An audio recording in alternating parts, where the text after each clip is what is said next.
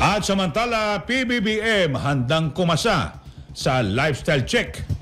Umabante sa balita si Abante reporter Eileen Taliping.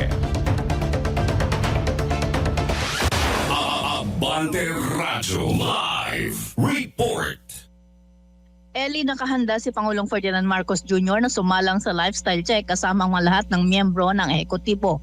Ito ang inihayag ni Palace Press Officer Atty. Claire Castro bilang tugon sa hamon ng ilang mambabatas na dapat kasama din ang presidente sa mga dapat na ma-lifestyle check sa harap ng mainit na usapin sa anomalya sa flood control projects. Binigyang din ni Castro na kasama sa lifestyle check ang pagbusisi sa Statement of Assets, Liabilities and Net Worth o SALN ng mga opisyal at readyan niya ito kung kinakailangan.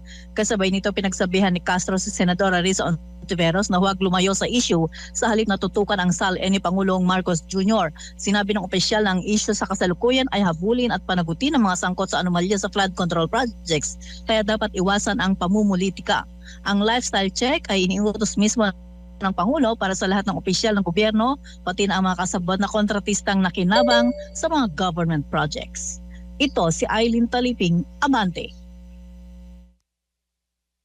Abante Radyo Balita sa tanghali.